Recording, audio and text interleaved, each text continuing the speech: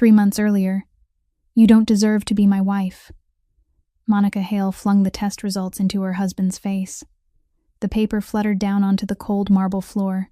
5 years. 5 years I waited. And you can't even give me a child. Adrian Blackwood stood motionless, like stone.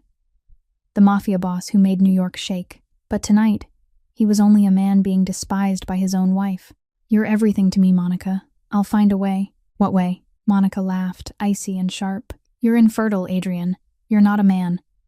She turned and walked out. Her heels clicked through the empty room.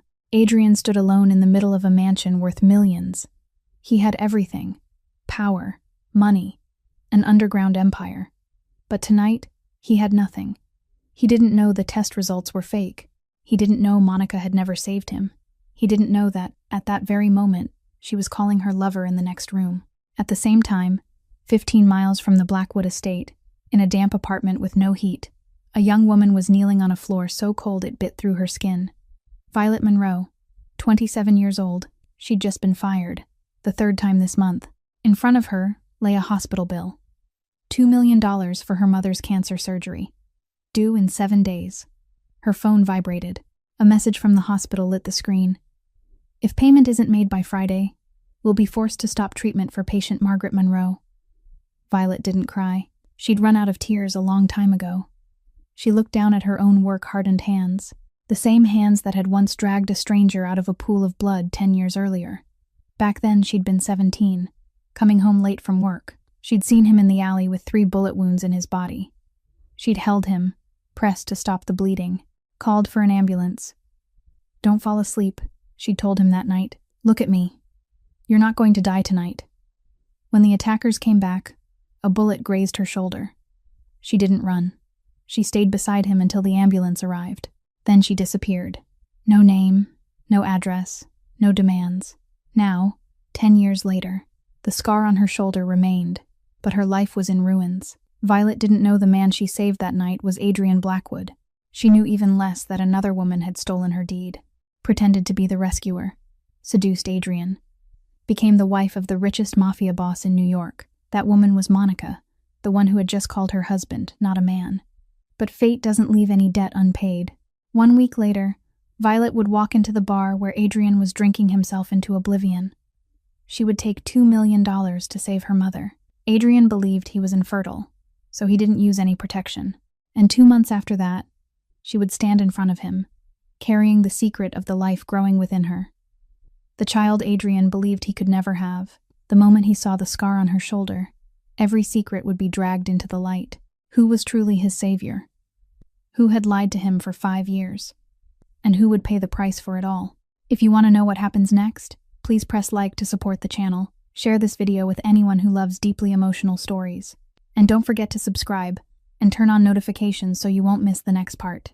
Adrian didn't know how long he'd been driving. He only knew that when Monica turned her back and walked away, when the sharp click of her heels echoed across the cold marble, something inside him had splintered. He sat alone in the living room of the enormous mansion, staring at the wedding photograph hanging on the wall. In the picture, Monica smiled brilliantly, and he looked at her as if she were his whole world. 5 years earlier, when Monica appeared and said she was the one who'd saved him on that fateful night, Adrian had believed her instantly. She'd shown him a faint, neat scar on her shoulder, claiming it was the permanent mark from the night she saved him. Adrian, blinded by gratitude, never questioned why the scar looked more like a surgical incision than a jagged bullet wound. He hadn't doubted her for a second. He'd wanted to believe. He'd needed to believe. He'd needed someone to love, someone to fill the hollow years of loneliness in a violent underworld. But tonight, that woman had called him useless. She'd said he wasn't a man. She'd thrown the test results in his face as if she were tossing out trash. Adrian grabbed his car keys and walked out of the house. He didn't know where he wanted to go. He only knew he couldn't stay in that mansion for 1 more second. His phone vibrated. Raymond was calling. Adrian stared at the screen for a moment, then turned it off. He didn't want to talk to anyone. He didn't want to hear anyone ask if he was okay, because he knew the answer. He wasn't okay. He'd never been okay since the night 10 years ago, when 3 bullets tore through him and he'd lain in that dark alley waiting to die. The memory of that night had haunted him ever since. He vaguely remembered anxious eyes looking down at him. He remembered a trembling voice telling him not to sleep, saying, "Look into my eyes. You're not going to die tonight." He remembered a warm hand pressing hard against the wound to stop the bleeding, and then the gunshot again. Someone cried out in pain, but that hand still didn't leave him. Adrian shook his head, trying to drive away the flickering images in his mind. He needed a drink. He needed to forget everything, even if only for one night. He stopped the car in front of a rundown bar on the outskirts. No one here knew who he was. No one knew Adrian Blackwood. The Mafia boss who made all of New York tremble was sitting alone in a dark corner, drinking one glass after another like a defeated man. The liquor slid down his throat, harsh and burning, bitter as bile, but it still wasn't as bitter as Monica's words. He was infertile. He wasn't a man. 5 years she'd waited, and he still couldn't give her a child. Adrian knocked back another drink, then another. He couldn't count how many he'd had. He only knew that everything around him began to blur, and the pain in his chest slowly went numb. Then she appeared, a server, carrying a tray of drinks as she passed his table. Adrian lifted his head and looked up. And suddenly he couldn't look away. She looked exhausted, thin, wearing an old, fraying uniform, her hair tied back in a hurry. But it was her eyes that stopped his breath. There was something in them, strangely familiar, warm, worried, like the eyes in his hazy memory from 10 years ago. Adrian shook his head. He was drunk. He was imagining things. But he still couldn't stop watching her. The girl seemed to feel his gaze, glanced back, then quickly lowered her eyes and kept working. Adrian called her over. She hesitated, then came to him. He looked her up and down, and in his drunkenness, words slipped out of his mouth that he never should have said. How much for one night? The girl froze. Then, without a second of hesitation, she slapped him. Hard, clean. Who do you think you are? Adrian touched his cheek, still stinging. He laughed, but the sound was so bitter it hurt. Who am I? I'm a man who can't have a child. A man his wife despises. A useless man. The girl looked at him, and for a moment, something in her expression shifted. The anger disappeared. In its place was something that looked like pity, or understanding, as if she, too, knew what it felt like to be driven to the edge by life. But then she shook her head and turned away. Adrian watched her go, his heart beating out of rhythm for a reason he couldn't explain. The bar manager walked over, pulled the girl aside, and spoke to her in a private corner. Adrian couldn't hear what they were saying, but he saw her shaking her head again and again. He saw the manager say something that made her go utterly still. Then she looked toward Adrian, her eyes full of struggle. Adrian didn't understand what was happening. He only knew that when the girl finally shook her head one last time and walked out of the bar, he felt as if he'd just lost something important, something he hadn't even known he was searching for. He drank another glass, trying to forget those eyes, but he knew he wouldn't be able to forget, just as he'd never been able to forget the eyes of the girl who'd saved his life 10 years ago. Violet stepped into her tiny apartment, closed the door, and leaned her back against the wall. She was still trembling from what had just happened at the bar. The slap she delivered to that stranger's face still left her palm tingling and numb, but what she couldn't stop thinking about wasn't his rudeness. It was his gaze, eyes filled with pain and desperation when he said he was useless, that he was a man who couldn't have children. Violet shook her head, trying to force the image out of her mind. She had her own problems to deal with. Problems far bigger than a lonely, drunk mafia boss. She looked around the damp apartment with no heat, where the ceiling was cracked and the walls were stained with yellow blotches. This was all she could afford with the little money she scraped together from 3 part-time jobs. Violet sat on the bed and picked up her phone. The screen lit up, showing the message from the hospital she'd deliberately avoided reading all day. 5 days left until the payment deadline. If she didn't pay, they would stop treating her mother. $2 million. A number she could never reach even if she worked for the rest of her life. Violet drew in a deep breath and dialed the hospital. She'd made this call so many times, she could recite the operator's greeting by heart. Hello, this is Saintly Saint. Mary Hospital, how may I help you? Violet swallowed, fighting to keep her voice steady. This is Violet Monroe. My mother, Margaret Monroe, is receiving cancer treatment at your hospital. I'd like to request an extension on the payment deadline. There was a brief silence on the other end, then the sound of typing. I'm sorry, Miss Monroe, but we've extended the deadline for you 3 times already. If payment isn't made within 5 days, we will be forced to stop treatment." Violet's throat tightened. "But my mother will die. Please give me more time. I'm trying. I'll get the money." The voice on the other end remained cold and professional. "I'm very sorry, Miss Monroe. This is hospital policy. There's nothing more we can do." Then the call ended. Violet stared at the dark phone screen, her hand shaking. She lifted her head and looked at her father's photograph on the wall. He'd died when she was 17. In a workplace accident the company never compensated. Her family had no money to hire a lawyer to sue. All they could do was swallow their grief and keep living. From that day on, Violet had done everything to earn money. She'd dropped out of school, started working at 15. She'd waited tables in bars, cleaned offices, tutored children in the neighborhood. There were days she slept only 3 hours, running from one job to the next. But it still wasn't enough. It was never enough. When her mother was diagnosed with stage 3 cancer, Violet tried everything. She went to the bank for a loan, but they turned her away because she had no collateral. She sold blood, sold her hair, got a few $100s, barely a drop in the bucket. She even researched selling a kidney, but the wait was 6 months, and her mother didn't have 6 months. She called relatives she'd never spoken to, begged them for help.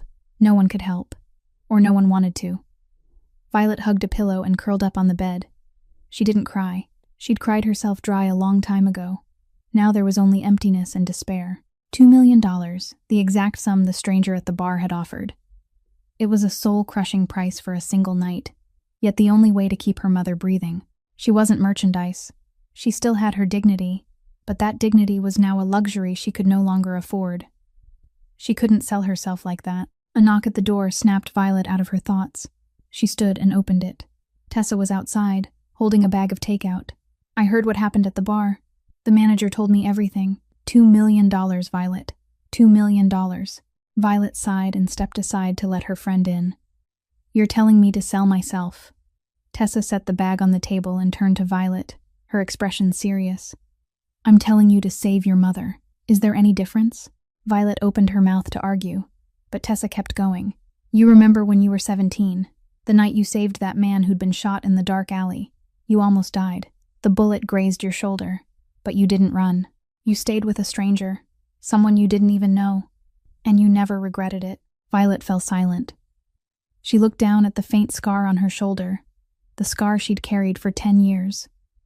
Tessa continued, her voice softer now. "So why are you hesitating when it comes to sacrificing to save your mother, your family, the most important person in your life?" The question hit Violet straight in the heart. She sat down and stared into the empty space in front of her. That night, she hadn't thought at all when she ran to save a stranger. She'd only known it was the right thing to do. So why now, when her mother's life was hanging by a thread, was she hesitating? Was her dignity more important than her mother's life? The answer was no. Violet stood, wiped her face even though there were no tears, and looked at Tessa. Her eyes had changed. "I'll do it. Just one night. Just for my mother." Tessa pulled her into a tight hug. "You're the strongest person I've ever known, Violet." Violet didn't answer. She only picked up her phone and dialed the bar manager's number. Violet stood outside the hotel room door, her heart hammering out of rhythm. All the way here, she'd kept telling herself it was only a transaction. One night, for $2 million. One night to save her mother's life. She drew in a deep breath, whispered to herself, "For Mom. Only for Mom." Then she pushed the door open and stepped inside. The room was spacious and luxurious, the complete opposite of the damp apartment where she lived. Adrian sat on the sofa with a drink in his hand, his gaze turned toward the window. When he heard the door, he looked back. His eyes were still red and tired, but the harshness from the bar was gone. He studied Violet for a long moment, as if he couldn't believe she'd actually come. "So you changed your mind?" Violet didn't answer. She stayed near the door, fingers clenched tight around the strap of her bag. She didn't know what to say. She'd never done this before. She'd never even been inside a hotel room this expensive. Adrian set his glass down, stood, and walked toward her. Violet instinctively stepped back, her spine brushing the door. But Adrian stopped a few steps away. He didn't come closer. He looked at her with an expression she couldn't read. "Everyone has their reasons," he said, his voice low and weary. "I won't ask yours." Violet blinked, startled. She'd expected him to be rough, to be in a hurry, to treat her like a thing he'd paid for. Instead, he only stood there, looking at her with sad eyes. "I'm sorry about what happened at the bar," Adrian went on. "I'm not that kind of man. At least, I don't think I am." Violet watched him, and for the first time she saw something beyond wealth and power. She saw loneliness, wounded pride, desperation, the same things she saw in the mirror every day. "Then what kind of man are you?" The question came out softer than she meant it to. Adrian smiled, but the smile never reached his eyes. "I don't know anymore." That night moved slowly. Adrian wasn't hurried the way Violet had imagined. He was gentle in a way she never would have expected from a powerful Mafia boss. In the middle of their closeness, his hand brushed her shoulder, feeling the irregular, raised texture of a real gunshot wound, so different from the smooth, thin line on Monica's shoulder. He paused, tracing the mark lightly with his fingertips. A flicker of deep confusion crossed his mind. "Were you hurt?" he asked, his words slightly thick from the alcohol. Violet held her breath for a second. "An old accident. A long time ago." Adrian stared at the scar, his brow tightening. Something flashed in his eyes, a faint spark of recognition, as if he were trying to remember something that mattered. But then he shook his head, and his gaze clouded again with drink. He was too drunk to think clearly, too exhausted to fit scattered pieces of memory together. He only knew that scar felt strangely familiar, as if he'd seen it before, in a dream, or in a memory that had faded long ago. That night passed in silence. No promises, no false emotion, only two lonely people searching for a little warmth in a cold night. Violet didn't know when she drifted off. When she woke, morning sunlight was slipping through the curtains. She turned to the side. The bed was empty. Adrian was already up, dressed neatly, standing by the window and looking down at the city. On the table beside the bed lay a thick envelope and a small note. Violet sat up, pulled the blanket to cover herself, and looked toward him. Adrian turned when he heard her move. His eyes were clearer now, though fatigue still clung to him. He looked at her for a long moment, as if he wanted to say something, then thought better of it. "I hope the money helps you," he said, his voice low and distant. "Whatever your reason is." Then he walked to the door without looking back. Violet watched him until the door shut. She reached for the note on the table. Only a few short words. "Thank you. Forget me." Violet took the envelope and opened it, counting the cash inside. $2 million. The exact amount to save her mother. She should have felt relieved. She should have felt joy. So why did her chest tighten like this? Violet got dressed and left the hotel. She went straight to the hospital and paid the full cost of her mother's surgery.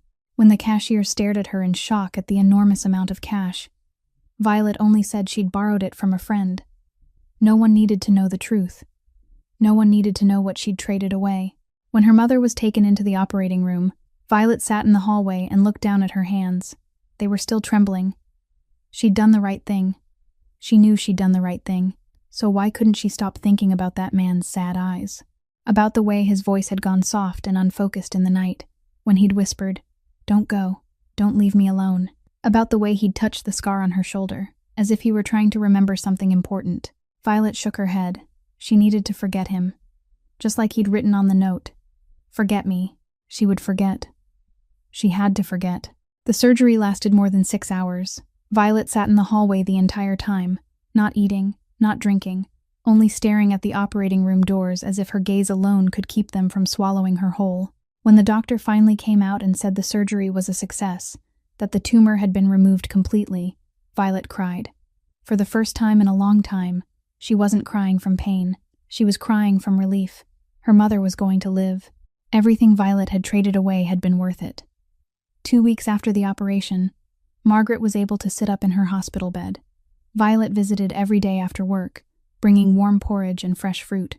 Margaret looked at her daughter with eyes full of love and worry at the same time.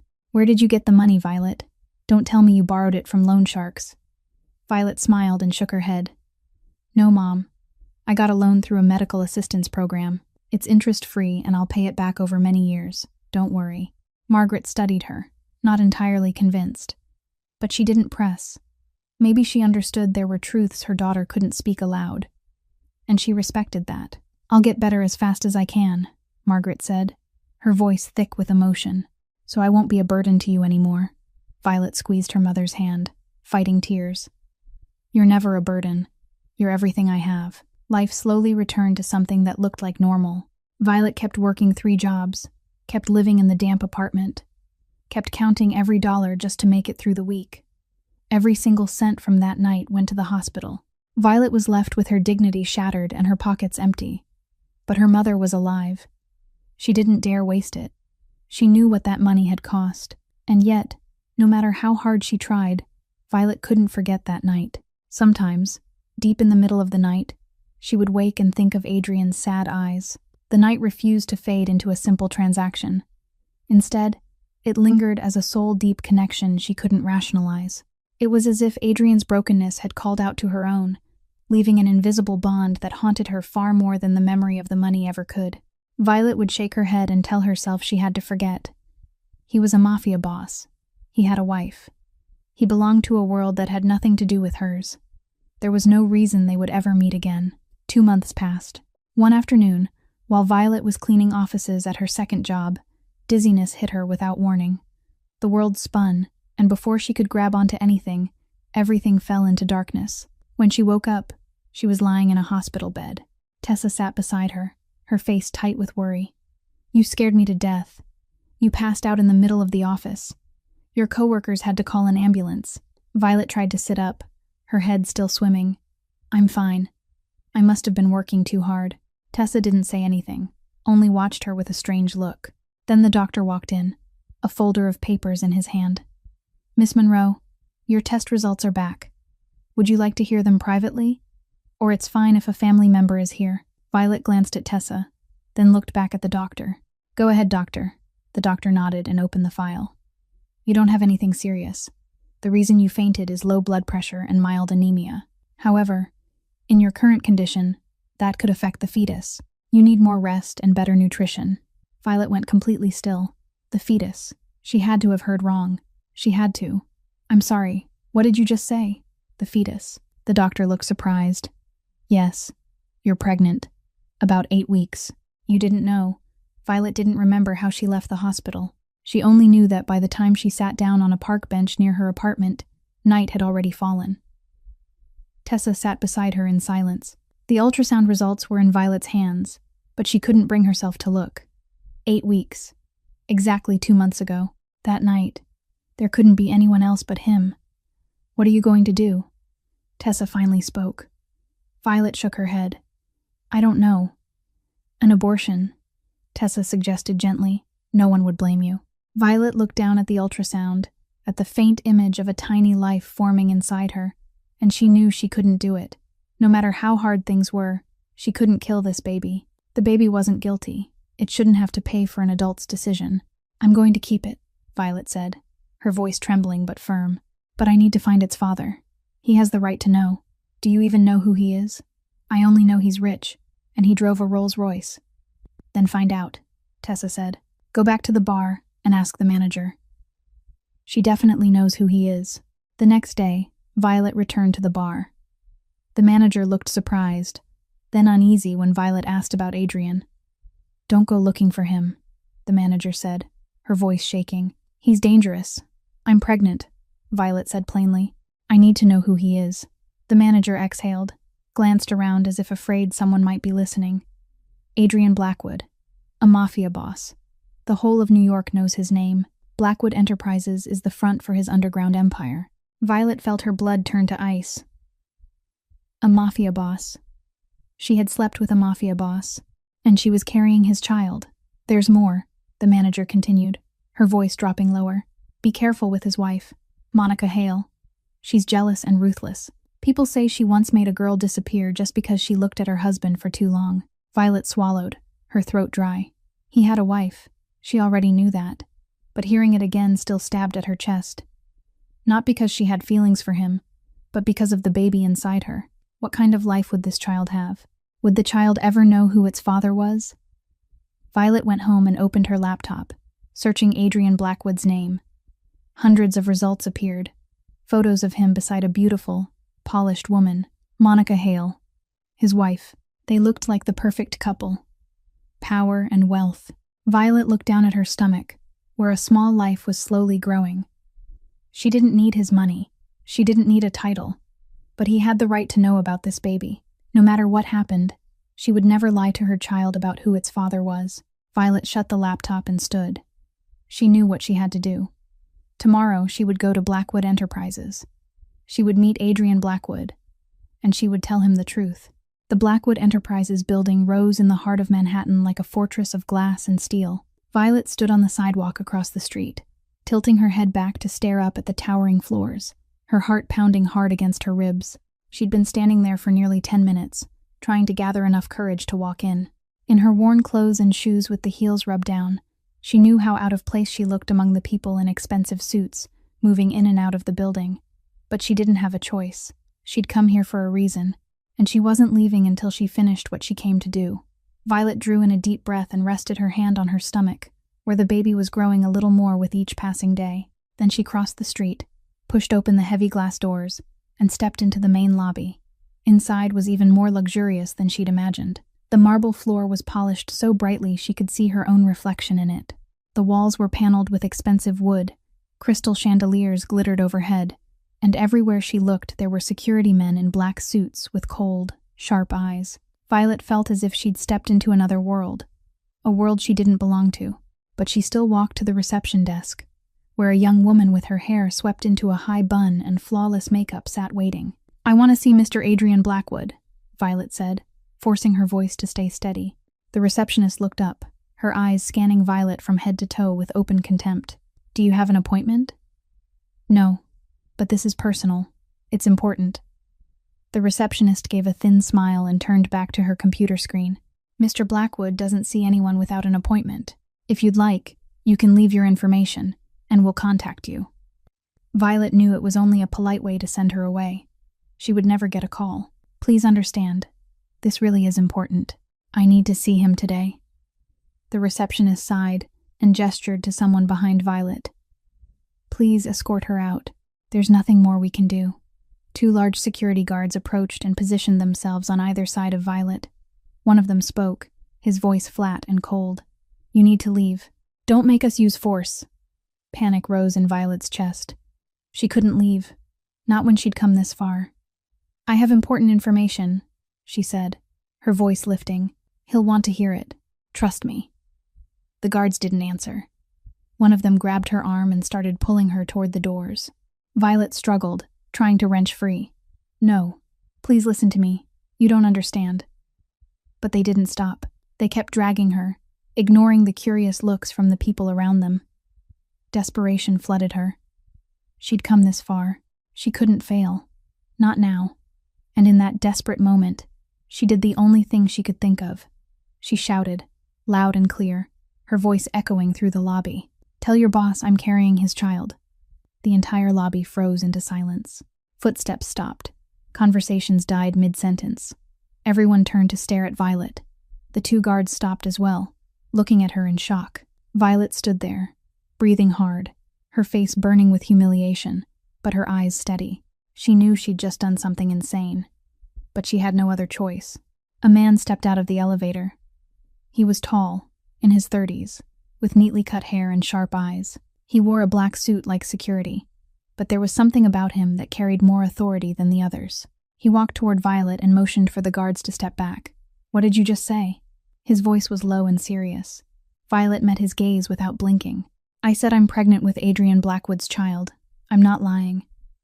The man studied her for a long moment, as if weighing whether she was believable. Then he asked, "Where did you meet him?" "A bar. 2 months ago," Violet answered. Something flashed in the man's eyes, a flicker of recognition, as if he knew exactly which night she meant. The night Adrian had been dead drunk and unreachable, his phone shut off. "Come with me," he said, then turned and walked toward the elevator.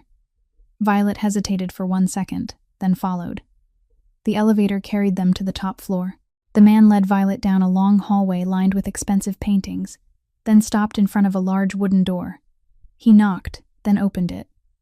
Inside was a wide office with a view of the entire city, and behind a heavy oak desk sat Adrian Blackwood. He was reading documents, but when he heard the door open, he looked up and went perfectly still. His eyes widened when he saw Violet. She knew he recognized her. Even though 2 months had passed, even though he'd been drunk that night, he still knew her. You. He surged to his feet, his voice rough. Violet didn't greet him. She didn't circle around anything. She looked straight into his eyes and said, "I'm pregnant. 8 weeks. You're the father."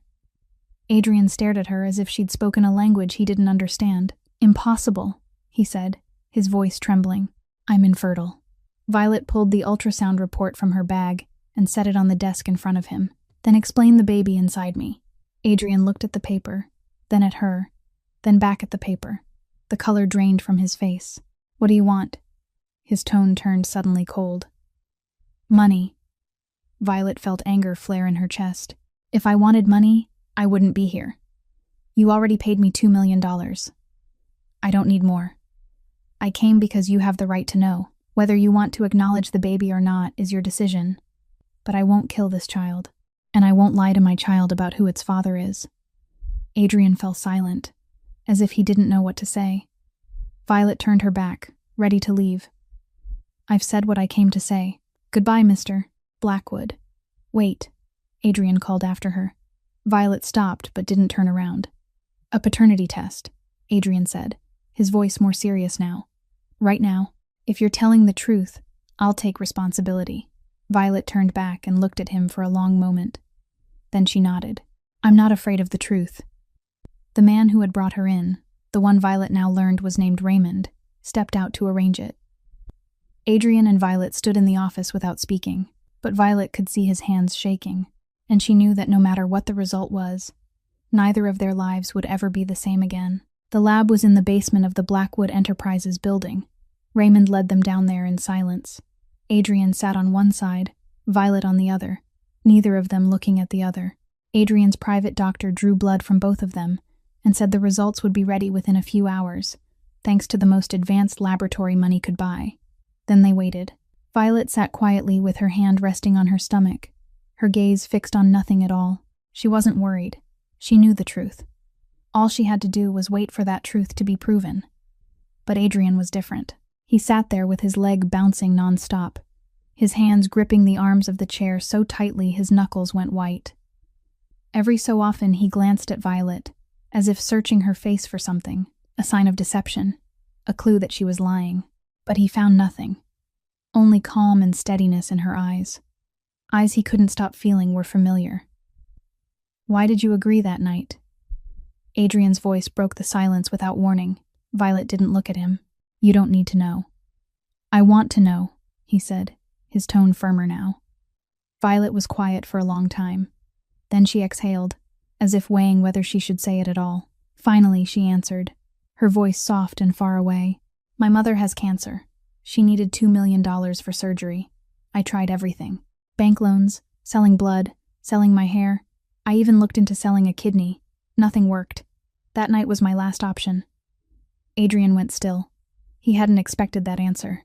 He'd expected talk of money, greed, a hunger for a different life.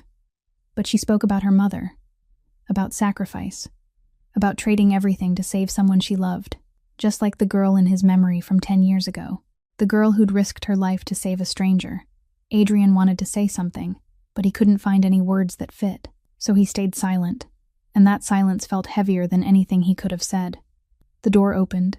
The doctor walked in holding a folder of paperwork. Adrian's heart stuttered at the sight of the man's serious expression.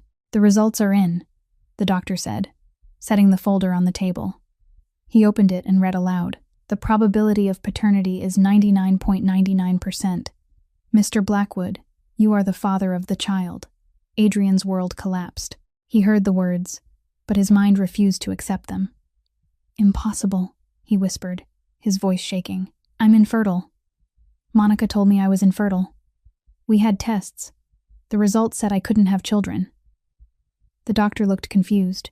"Mr. Blackwood, I don't know anything about your previous tests, but today's results are very clear. You are completely healthy. There is no issue with your fertility." Adrian shot to his feet, the chair tipping backward with a loud crash. He walked to the window, braced both hands against the glass, and bowed his head. His shoulders trembled. 5 years, he said, his voice breaking. 5 years she told me I was infertile. 5 years I believed something was wrong with me. 5 years I apologized to her for not giving her a child. 5 years I endured her contempt, and it was all a lie. Raymond stood nearby, not knowing what to say. He had never seen his boss like this. Adrian Blackwood, the Mafia boss who made all of New York tremble, stood there like a man betrayed and broken. Violet looked at Adrian, and for the first time she saw something besides wealth and power. She saw a lonely man, deceived by the person he'd loved most. She didn't know who Monica was. She didn't know their story. But she understood betrayal. She understood the pain of realizing you'd trusted the wrong person. "So you're not infertile." Her voice was gentle. Adrian turned back, his eyes red but dry. A Mafia boss didn't cry.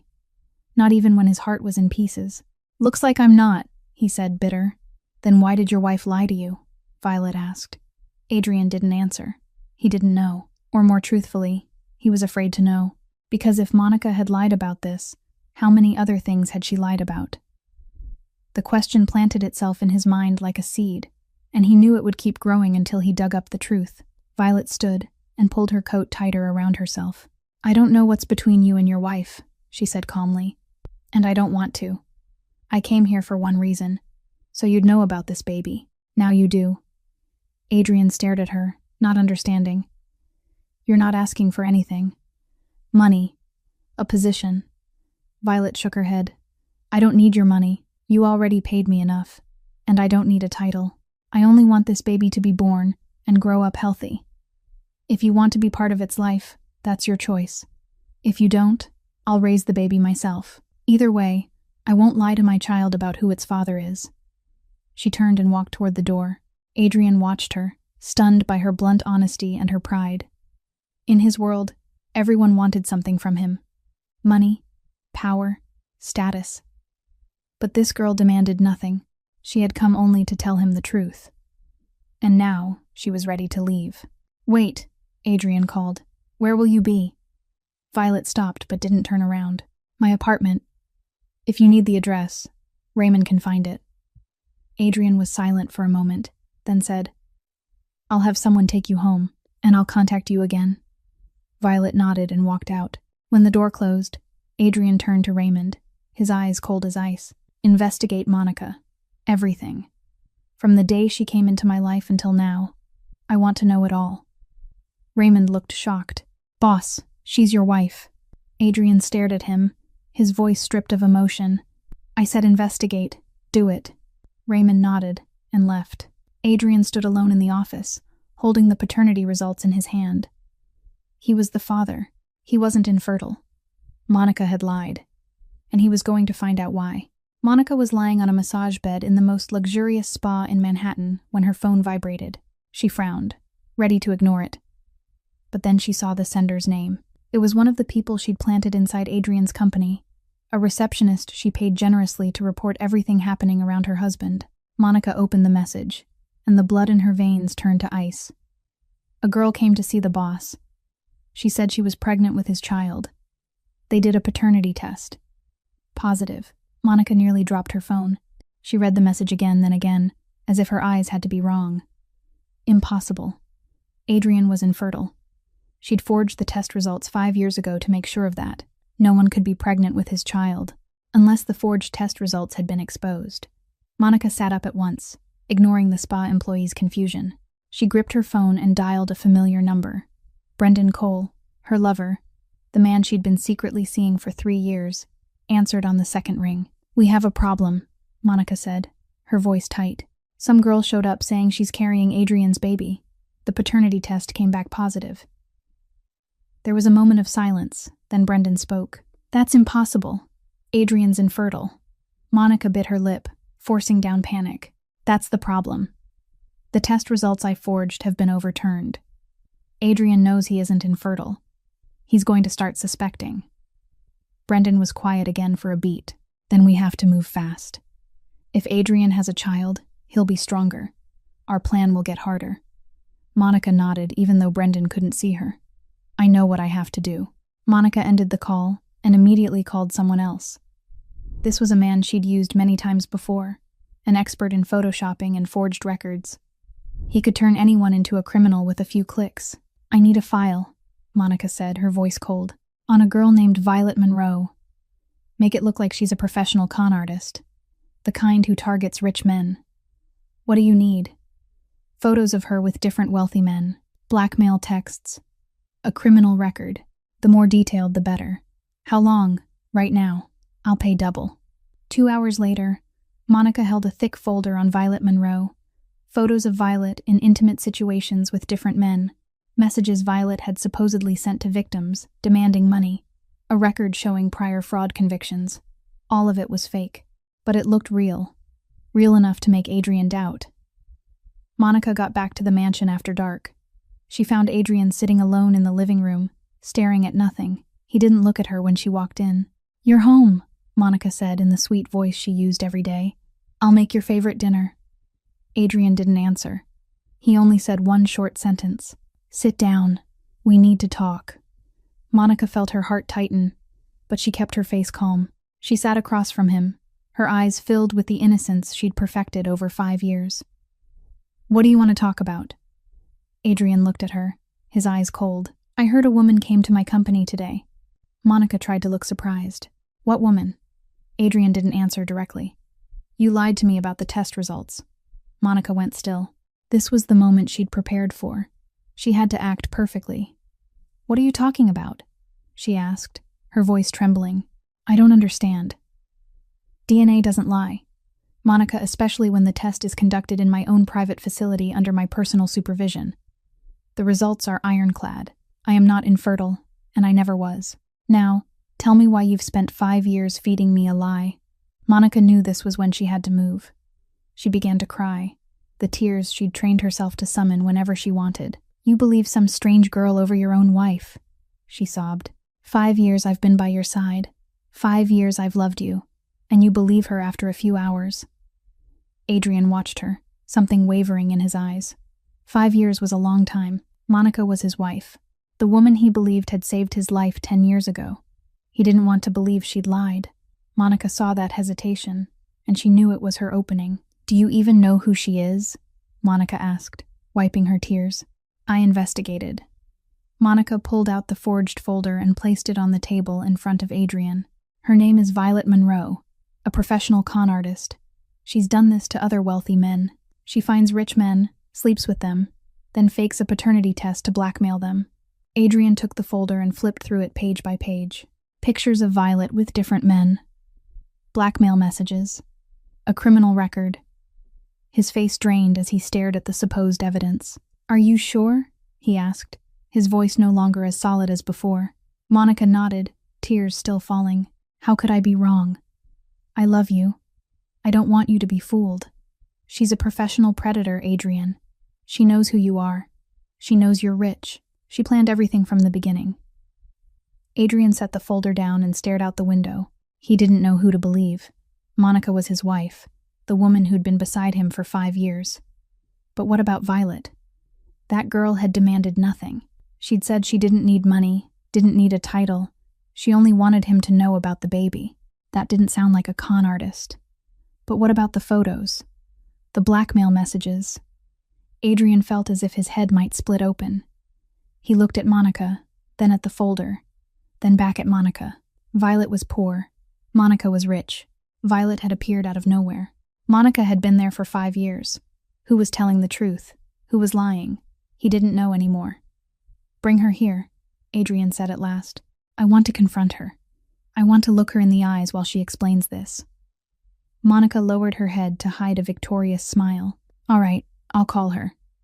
She stood and left the room to make the call. Her plan was unfolding perfectly.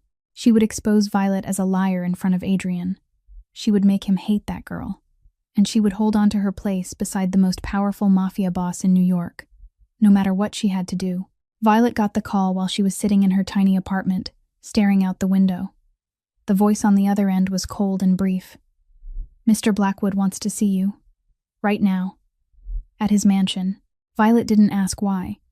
She wrote down the address, changed her clothes, and called a taxi. All the way to the Blackwood estate, she kept wondering what was waiting for her. Adrian had seen the test results. He knew he was the baby's father. So why summon her to his home, where his wife lived? Something was wrong. Violet could feel it. But she went anyway. Because she had nothing to fear. She wasn't lying. And the truth always stood with the honest.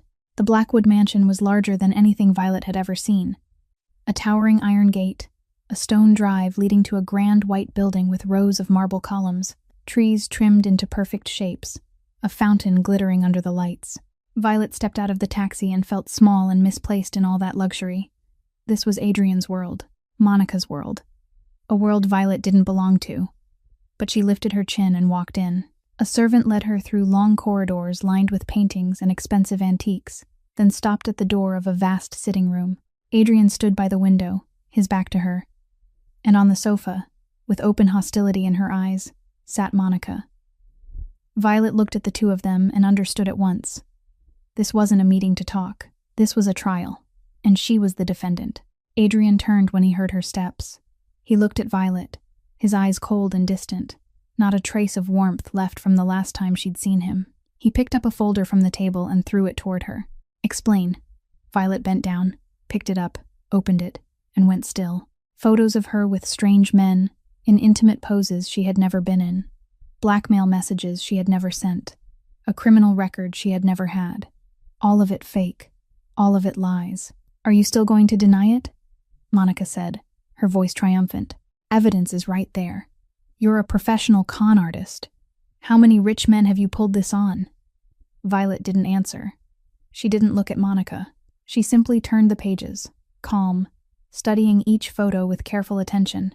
She'd lived long enough in poverty to know panic solved nothing. Only calm could find a way out. "This isn't me," Violet said at last, her voice so even it was almost shocking. Monica gave a thin laugh. "You're really going to say that, isn't you? The pictures are obvious." Violet didn't argue. She pointed to one of the photos. "Look closely. The shadows don't match. The light is coming from the left, but the woman's shadow falls to the right. That's a basic Photoshop mistake." Adrian stepped closer and looked at the photo Violet indicated. His brow tightened. Violet went on, turning to another page. "And this one. The woman in the picture is wearing earrings, but I've never worn earrings because I'm allergic to metal." She set the folder down and looked straight at Adrian. "You can check my ears. I've never had them pierced. There isn't a scar." Raymond, who had been standing silently in the corner the entire time, stepped closer. He examined Violet's ears, then turned to Adrian and nodded. "She's right. No sign of piercing." Monica's face drained. She hadn't expected Violet to stay so calm. She hadn't expected the girl to spot flaws in the forged file Monica had paid to have made. "She's making it up," Monica said quickly. "She's a professional con artist. She knows how to hide traces." Violet turned to Monica for the first time and looked her straight in the eyes. "I don't know who you are," Violet said, her voice steady, "but I know you're trying to push me out. Why? What are you afraid of?" Monica choked on the question. She wasn't used to being confronted like this. She was used to controlling everything from behind the curtain, used to people lowering their heads around her. But this girl didn't lower her head. This girl looked at her as if she felt no fear at all. "How dare you say I'm lying?" Monica snarled. Violet shook her head. "I didn't say you were lying. I said these photos are fake. Whoever forged them is something Mr. Blackwood can figure out for himself." Violet turned to Adrian, her gaze unwavering. "Mr. Blackwood, I don't need your money. I don't need a title. I only want this baby to be born healthy. If you don't want to acknowledge it, I'll raise the baby myself, but I won't let anyone smear me as a con artist." Then she turned and walked toward the door. No begging, no pleading, not a single tear. She walked with her back straight and her head high, as if the accusations hadn't cut her at all.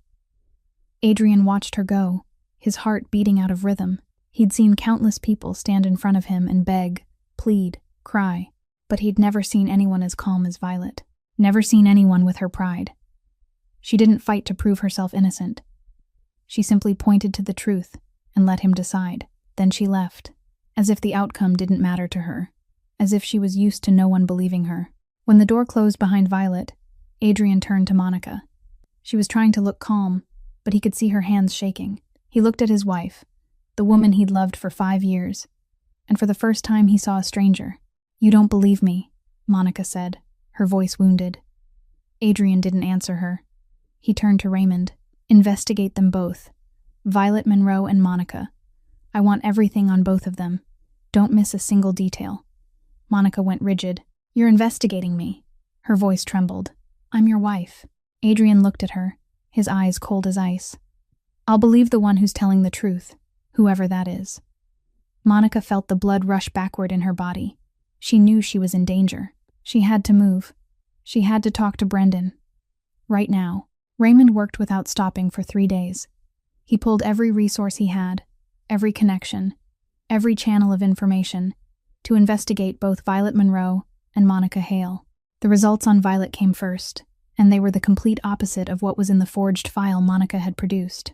Violet Monroe, 27 years old, born and raised in the outskirts of New York. Her father died when she was 17 in a workplace accident.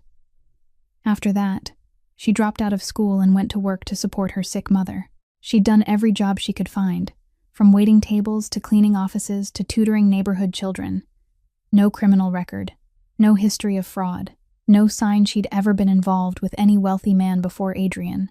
She truly was a poor young woman who worked hard and sacrificed everything for her family. Raymond reported to Adrian.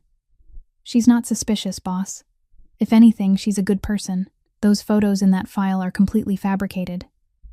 I traced their origin. They were created only a few hours before Mrs. Monica handed them to you." Adrian listened without showing any emotion. "And Monica?" Raymond was silent for a moment, as if weighing how to say it. "She's much harder to investigate."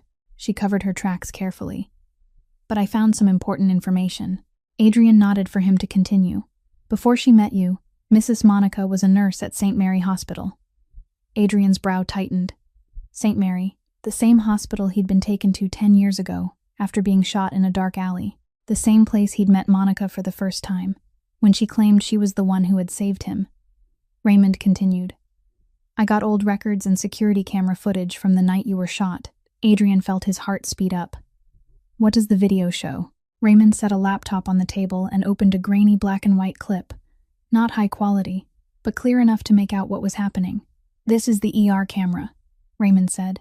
"You were brought in at 2:47 in the morning. The footage showed the ambulance gurney rolling Adrian in, blood everywhere. And beside the gurney was a young girl, thin, long-haired, her face pale. She was bleeding from her shoulder too, but she didn't care about her own wound. She only clutched Adrian's hand, refusing to let go. Adrian stared at the blurred image of that girl, and something tightened in his chest. He couldn't see her face clearly, but there was something painfully familiar about her. Raymond fast-forwarded. "And Mrs. Monica?" Adrian asked. Raymond paused at another frame. "She wasn't there that night. According to the hospital schedule, she didn't start her shift until 6 in the morning, more than 3 hours after you were brought in. The video showed Monica arriving later that morning, standing outside Adrian's room, watching. And here's the most important part." Raymond enlarged another section of footage.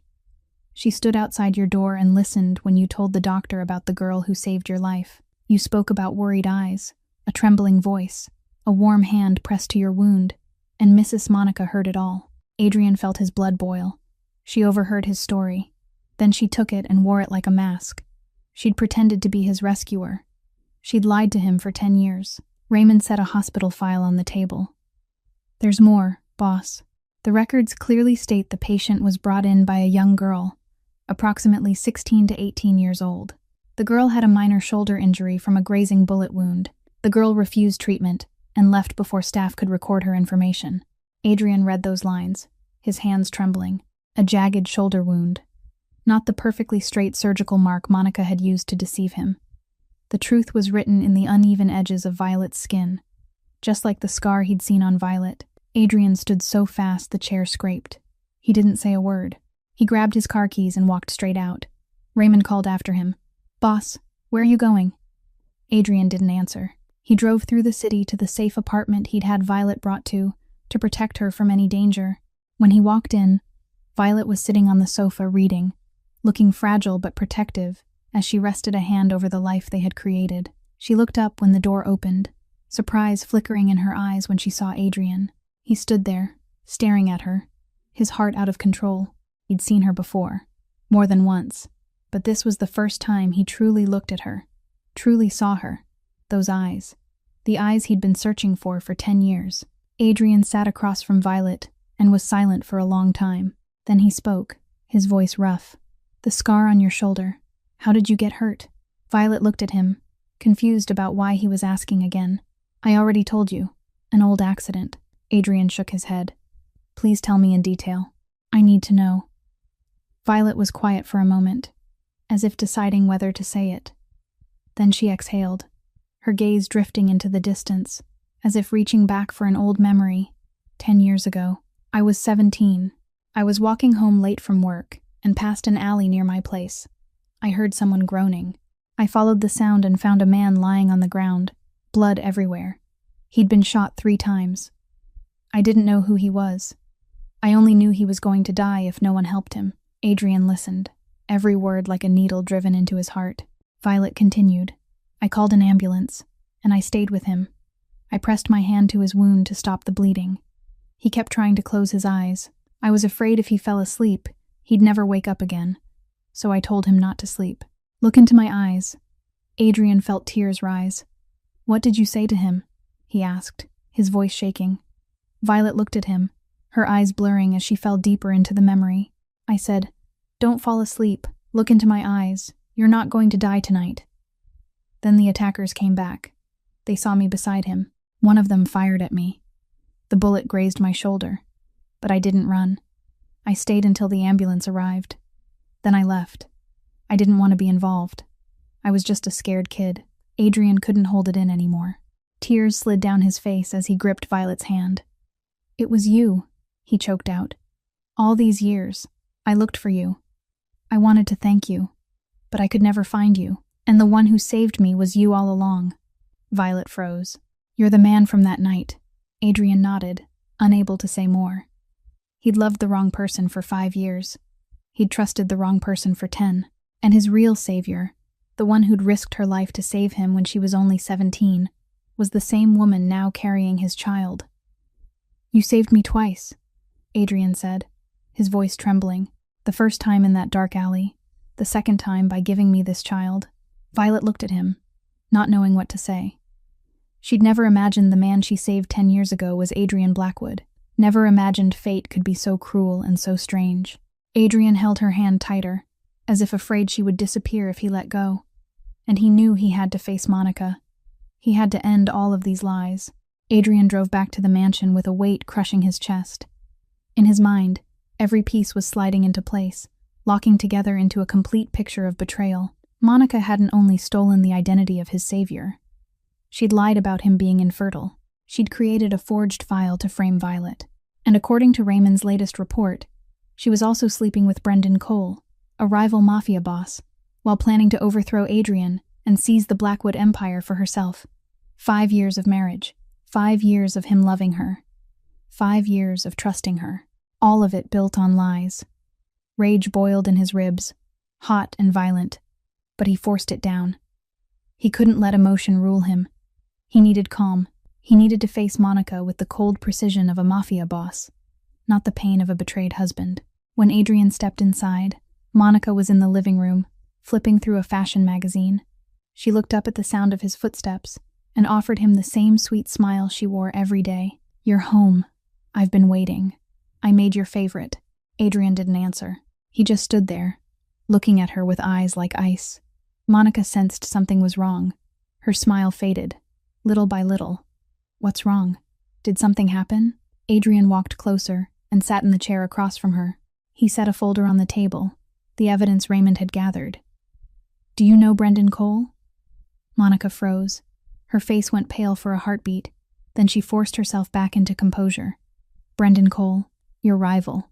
Everyone knows him. Why are you asking?" Adrian smiled, but the smile never touched his eyes. "You're sleeping with him," he said, as calmly as if he were talking about the weather. "And you're planning to overthrow me and take the Blackwood Empire." Monica sprang to her feet, her face drained white. "What are you saying? I don't understand. I love you. I would never do that." Adrian opened the folder, pulled out a USB drive, and plugged it into the laptop on the table.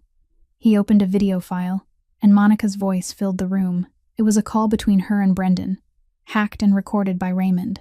"He trusts me completely. Monica's voice said. "The plan is going perfectly. Just a few more months and we'll have everything. The Blackwood Empire will be ours," Brendan's voice answered, pleased. "Good. You've done very well. When it's finished, we'll rule New York together." Adrian shut off the video and looked at Monica. She stood there with nothing left to deny. The sweet mask had fallen away, revealing the person beneath it. "Do you want me to play more?" Adrian asked, his voice cold. "The part where you talk about taking control of my finances? Or the part where you say you'll get rid of me when I'm no longer useful?" Monica knew she'd lost. There was no way to deny it now. No tears left that could save her. She sat down, her face pale, but her eyes beginning to spark with something venomous. "When did you know?" Adrian answered. "It doesn't matter. What matters is you never saved me. You never loved me. You only wanted my money and my power. Everything you've done for 5 years was a lie." Monica laughed, the sound bitter and unhinged. "A lie," she repeated. "Yes, I lied. I overheard your story at the hospital 10 years ago.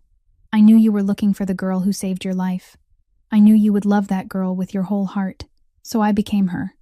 I came to you. I made you love me. Is that a crime? I only wanted a better life." Adrian shook his head. "You didn't just steal the identity of my savior. You forged the test results and told me I was infertile. You made me believe something was wrong with me for 5 years. Why?" Monica was quiet for a moment, then answered without a trace of regret. "Because I didn't want a child with you. I didn't want to be tied down. I only wanted your money and my place beside you. A child would complicate everything." Rage surged in Adrian again, but he held it back. "Get out of my house," he said, his voice colder than glass. "Right now." Monica stood, but she didn't move toward the door. "You can't throw me out," she said, arrogance still clinging to her tone. "I'm your wife. I have rights here." Adrian looked at her, his face empty of emotion. "You're a traitor, a liar, someone who plotted to overthrow me. You have nothing in this house anymore. My lawyer will contact you about the divorce. But right now, you leave." Monica looked at Adrian and knew she'd lost completely. There was nothing left to salvage. She laughed, and the sound was almost a sob. "You want me gone? Fine. I'll go. But before I do you want to know who ordered your death 10 years ago?" Adrian stopped. His eyes narrowed as he stared at her. "What did you say?" Monica smiled with sudden triumph, as if this were her last card. "Brendan Cole. He's the one who ordered your murder 10 years ago. He wanted the Blackwood Empire long before this, but you survived, so he had to change plans. He used me to get close to you, to destroy you from the inside." Adrian felt his blood ignite. Brendan Cole, the man who had nearly killed him, the man who'd left him hospitalized for months, the man who'd given him scars in flesh and in spirit. And now Adrian knew exactly who he was. "Why are you telling me?" Adrian asked, his voice cold. Monica shrugged. "Because you would have found out anyway. And because I want you to know I'm not the only one who wanted to hurt you. Brendan is far more dangerous than I am. Be careful." She walked toward the door, then stopped and looked back at Adrian one last time. "I did love you, in my own way." Adrian looked at her without a flicker. "Your way is lies, betrayal, schemes. That isn't love." Monica didn't speak again. She walked out of the room, out of the house where she'd lived for 5 years, out of Adrian Blackwood's life. Security escorted her to the gate, making sure she took nothing except her personal clothes. When the gate closed behind Monica, Adrian stood alone in the living room. He stared at the wedding photo on the wall, then tore it down and hurled it into the wall. The glass shattered, the sound echoing through the empty room. Raymond walked in and looked at his boss with worry. "Boss, are you okay?" Adrian turned back, eyes icy but filled with purpose. "No, but I will be. Now find Brendan Cole. I have a debt to collect. And one more thing," Adrian added, his voice softening a fraction. "Bring Violet here. She'll live here from now on. Her and our child." Violet stood at the gates of the Blackwood mansion with a small suitcase that held everything she owned. She still couldn't believe what had happened in the past few days. Monica had been thrown out. Adrian had invited Violet to live here, and she was carrying the child of the most powerful Mafia boss in New York. Her life had changed completely in only a few short months. Adrian came out to meet her, his face no longer as cold as it had been the last times they'd met. He looked at her with a gentler expression and reached for the suitcase, as if to take it from her. "Let me carry that." Violet shook her head and hugged the suitcase tighter. "I can carry it myself." Adrian gave a soft smile and didn't push. He led her inside, through the corridors that only days earlier Monica had ruled like a queen. "This is your home from now on," Adrian said. Violet stopped and looked at him. "I don't want to be here out of pity, or because you feel guilty." Adrian turned to face her, his eyes serious. "Not pity, not guilt, because I want you here. You and our child. You're my savior. You're the mother of my child. You deserve to be here more than anyone." Violet was quiet for a moment, then she nodded. "But I want my own room." Adrian agreed instantly. "Of course. You can choose any room you want." The first days at the Blackwood mansion weren't easy for Violet. She felt out of place in the luxury she'd never known. The staff bowed to her whenever she passed, leaving her unsure how to respond. Raymond, Adrian's right hand, kept his distance at first. He was polite but remote, as if he were watching her, weighing her. Violet understood. Raymond had been loyal to Adrian for years. He wouldn't trust a newcomer easily, especially after what Monica had done. But Violet didn't try to prove herself. She simply lived the way she always had. One morning, Raymond walked into the kitchen and found Violet helping the chef wash dishes. "You don't need to do that," Raymond said, surprised. "You're a guest." Violet looked at him and gave a small smile. "I'm not a guest. I'm just someone living here, and I'm not used to sitting around doing nothing." Raymond studied her for a long moment, and for the first time, he saw she wasn't like Monica. Monica always demanded, always wanted to be served, always saw herself as a queen. But Violet was different, humble, hardworking, and never taking advantage of her position. From that day on, Raymond began to respect her. Sweet moments started to appear once Violet grew used to her new life. One night, around 2 o'clock in the morning, Violet woke with a fierce craving. She wanted pho.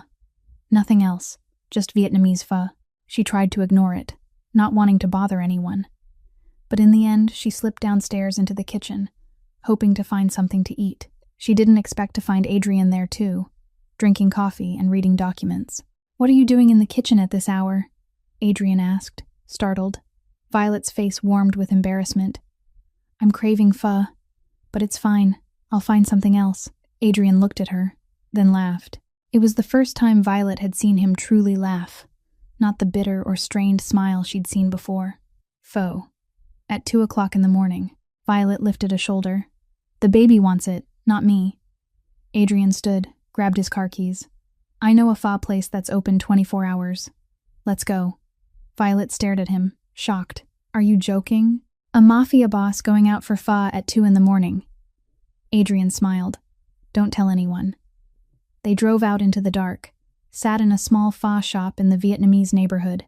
Adrian looked completely different without the expensive suit and the hard, cold face. He looked like an ordinary man, eating pho with the woman carrying his child. Violet watched him, her heart beating too fast. A Mafia boss eating pho at 2 in the morning, she teased. No one would believe it. Adrian looked at her, warmth in his eyes. "Then it's our secret." The next week, Violet caught Adrian doing something strange in the living room.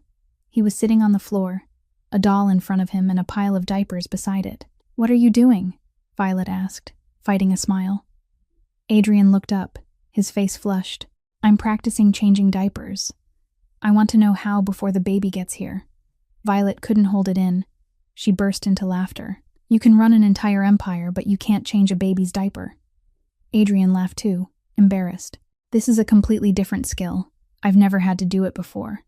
Violet sat down beside him and picked up the doll. "Let me show you."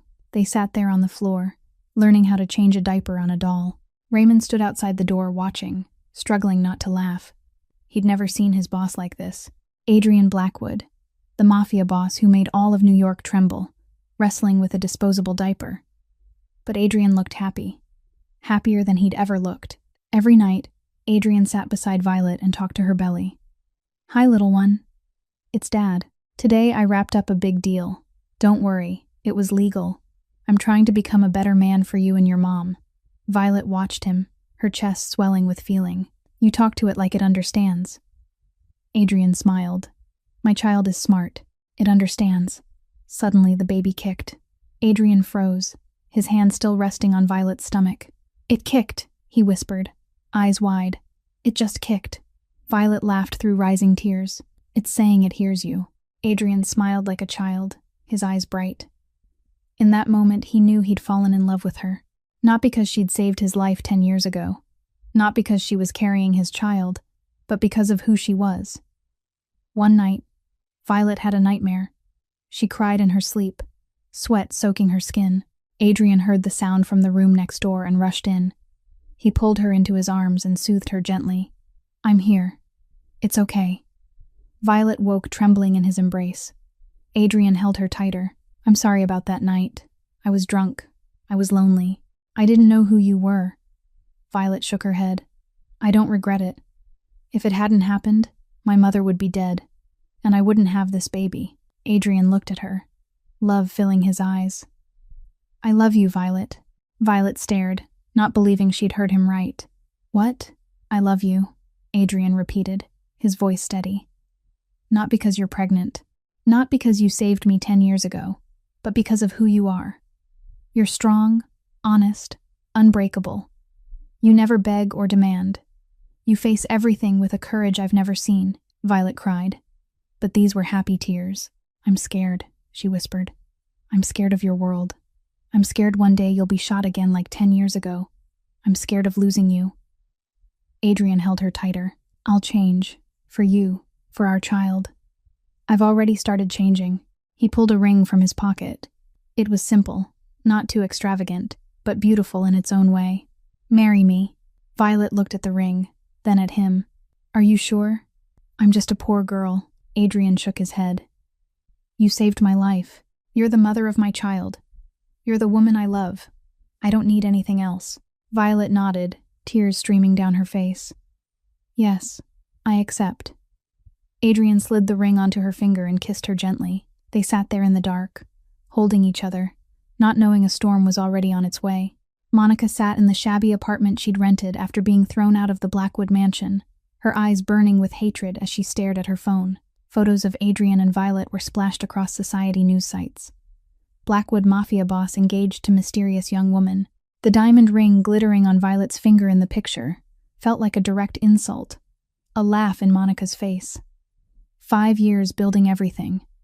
5 years playing the perfect wife. 5 years plotting to take the Blackwood empire for herself. And it had all collapsed because some poor girl had appeared out of nowhere. Monica hurled the phone at the wall, the crack of breaking glass echoing through the empty room. She wasn't going to let it end like this. She wasn't going to watch Adrian be happy with someone else while she lost everything. Brendan Cole sat across from Monica in a nearly empty restaurant on the outskirts of the city. He was Adrian's rival, the one who'd ordered Adrian's death 10 years ago and failed. After that, he'd used Monica like a chess piece to infiltrate the Blackwood empire from the inside. But now that piece had been exposed. "Calm down," Brendan said, his voice cold. "We still have a way to win." Monica looked at him, a spark of hope flaring in her eyes. "How? Adrian knows everything now. He's investigating us. He'll never forgive us." Brendan smiled, cruel and confident. "Adrian knows I wanted him dead, but he doesn't know what I have." He slid a thick folder across the table to Monica. "This is proof of every illegal operation Adrian has run for the past 10 years. Smuggling, money laundering, bribing officials, enough to put him in prison for life." Monica flipped through the pages, her eyes lighting up. "But if we use this, we'll be implicated too." Brendan shook his head. "Not if we hand him over first. We become witnesses. We get protection. And the Blackwood empire collapses." Monica nodded, but one thing still gnawed at her. "What about that girl Violet? She's carrying Adrian's child. If Adrian is arrested, she'll still inherit everything." Brendan laughed. "That's why we need to take her.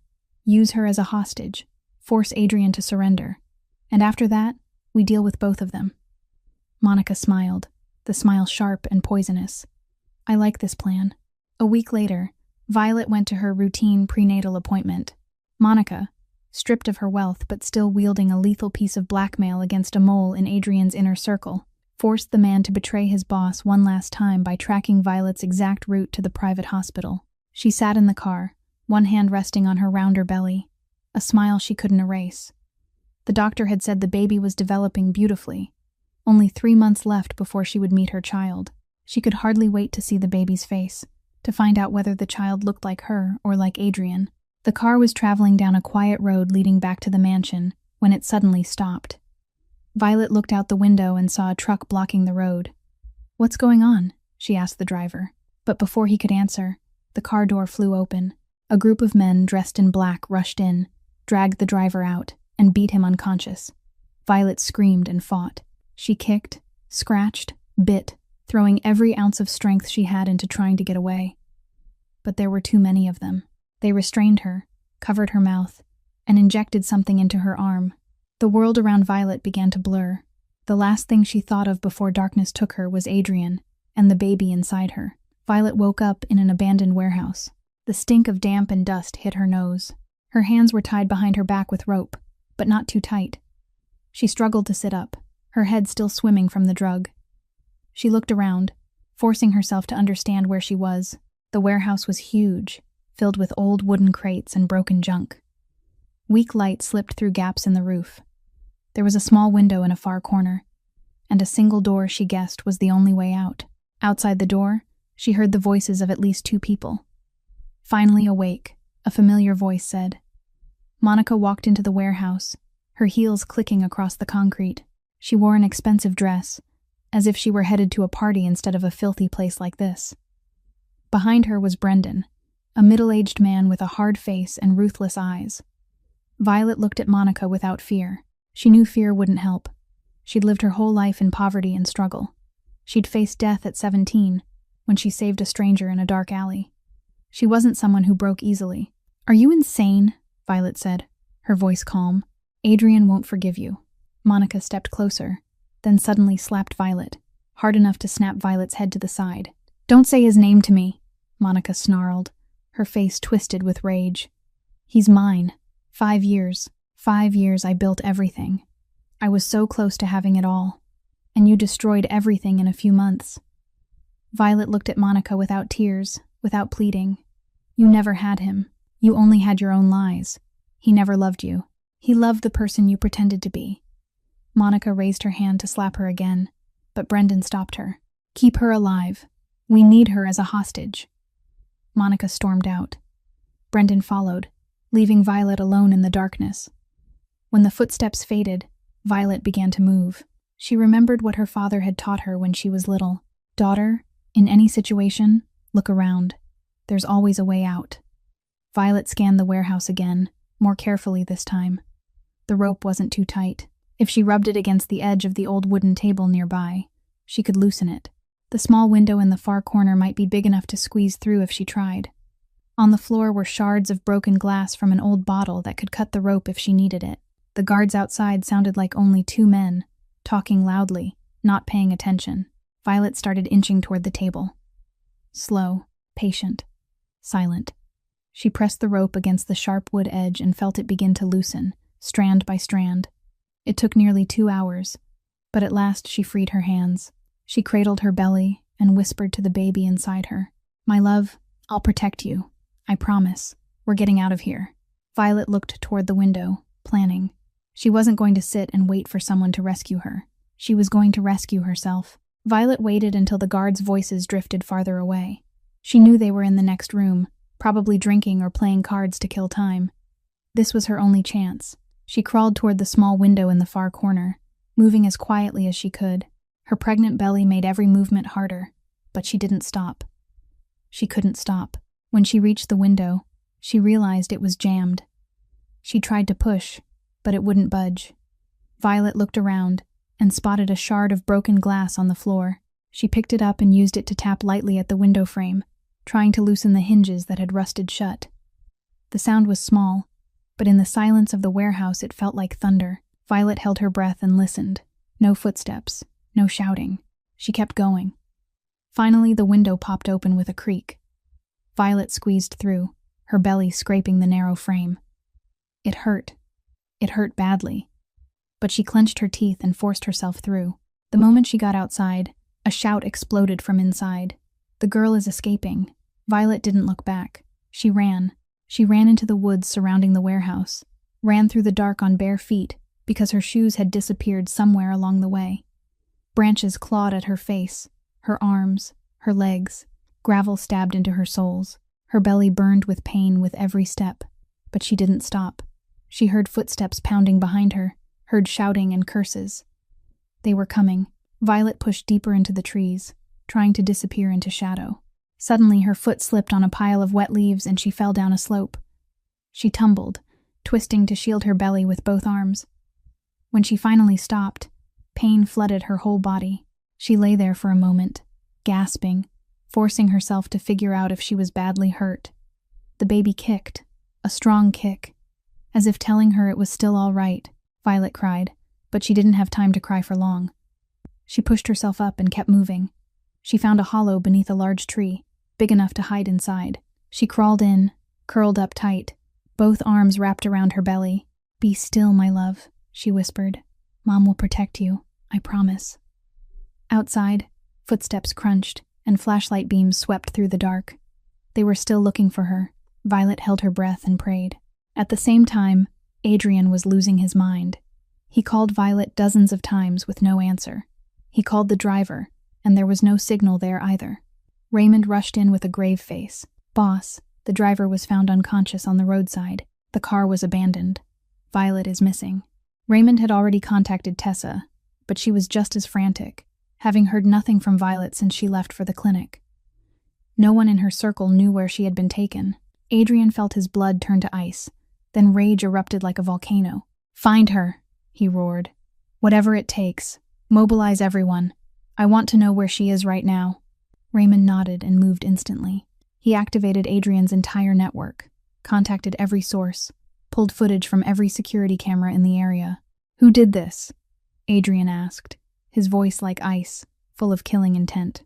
Raymond looked at him. "I suspect Brendan Cole." Adrian clenched his fists until his knuckles bleached white. "He wants to die." 20 minutes later, Raymond found the warehouse location. Violet had secretly turned on her phone's location before she was taken, and the last signal had been recorded near a wooded area on the edge of the city. Adrian didn't wait another second. He got in the car and drove at a reckless speed straight for it. Raymond and the security team followed. When they reached the warehouse, chaos was already spreading. Brendan's men were running everywhere, searching for someone. Violet. She had escaped. A thin thread of relief cut through Adrian's fear. She had saved herself, but where was she in this dark forest? He charged into the woods without a weapon, without guards. He only needed to find her. Adrian shouted Violet's name, his voice echoing through the night. "Violet, where are you? Violet." The only answer was silence and the restless whisper of leaves. Adrian went deeper, scanning every bush, every hollow, every shadowed rock. Then he saw her, curled inside the hollow of a big tree, like a terrified child. Her face was covered in scratches, her clothes torn to rags, her bare feet bloody, but her eyes were awake, still fierce, still unbroken. "Violet." Adrian dropped to his knees beside her and pulled her hard into his arms. "I'm here. I'm here now. Are you okay? Is our baby okay?" Violet nodded, tears spilling down her face. "The baby is okay. I felt it kick. I got away on my own." Adrian laughed through his tears. "I knew you would. You're that strong." He lifted her and carried her out of the woods. Raymond was waiting outside with medical staff. Adrian handed Violet over so they could treat her, then turned back toward the warehouse. Brendan and Monica were trying to escape through a back exit as Adrian's men closed in. They didn't make it. Adrian stepped in front of them, his eyes cold as ice, full of death. Brendan drew a gun and aimed it at Adrian. "Back up," he shouted. "If you take one more step, I'll shoot." Adrian didn't stop. He kept walking forward, calm in a way that was terrifying. 10 years ago, you ordered my death," he said, his voice low and cold. "I didn't know who it was. Now I do." Brendan trembled, his finger tight on the trigger. "You can't kill me. I have proof of every crime you've committed. If I die, the evidence goes to the FBI." Adrian smiled, a smile with no warmth. "I know." Brendan stared at him, stunned. "Then what are you going to do?" Adrian answered, his voice like steel. "End this." Brendan panicked and pulled the trigger. The bullet grazed Adrian's shoulder, blood spreading across his shirt, but Adrian didn't stop. From behind, Raymond fired back. The shot hit Brendan in the chest. He fell, blood pouring from the wound. Monica screamed, grabbed a knife from somewhere, and lunged for Adrian. If I can't have you, no one will. Adrian shifted aside, seized her wrist, and twisted her behind him. The knife clattered to the floor. You had a chance, Adrian said, his voice cold. You chose wrong. Raymond stepped in and snapped handcuffs onto Monica. She screamed and cursed, but no one cared. Brendan lay on the floor, blood spilling faster and faster. He looked at Adrian and laughed bitterly. You think you won. The evidence has already been sent. You're going to prison. Your empire will fall. Then he died, his eyes still wide open. Monica cried and screamed. No. Brendan, no. She fought, but Raymond held her tight. Adrian looked at her without a flicker of emotion. Take her away, he ordered. Turn her over to the police. I don't want to see her face again. Raymond nodded and dragged Monica out. She was still screaming and spitting curses as they shoved her into the car. Adrian stood for a moment, staring at Brendan's body on the floor. 10 years. 10 years not knowing who had tried to kill him. Now that man was dead. But Adrian didn't feel satisfaction. He only felt exhausted. He turned away, went outside, and went straight to Violet. She was sitting in the ambulance while a nurse wrapped her wounds. When she saw Adrian, she cried. Adrian pulled her into his arms and kissed her hair. It's over, he whispered. We're safe now. A week after what happened at the warehouse, the FBI showed up at the Blackwood mansion. Violet sat beside Adrian, her fingers locked tightly around his hand, unable to calm the storm in her chest. The evidence Brendan had gathered had been sent out before he died. Documents detailing Adrian's illegal operations over the past 10 years. Enough to put him in prison for the rest of his life. Adrian, are they going to arrest you? Violet asked, her voice trembling. Adrian smiled and squeezed her hand more firmly. No. Violet stared at him, confused. But the evidence. Adrian turned to her, his eyes gentle. You don't know. I've been cooperating with the FBI for 2 years. Violet froze, unable to believe what she'd just heard. Adrian explained that after his mother died, he started thinking about his life. He didn't want to live in darkness forever. He wanted an ordinary family, wanted children who would grow up in the light instead of a violent underworld. So he secretly contacted the FBI and gave them information about other gangs in exchange for immunity. He had been slowly withdrawing from the underworld, moving every operation toward legitimate business. The evidence Brendan had, the FBI already knew all of it. They'd prepared for this scenario long ago. It had no value anymore, Violet cried, but these were tears of relief, of happiness. You did that before you even met me. Adrian nodded.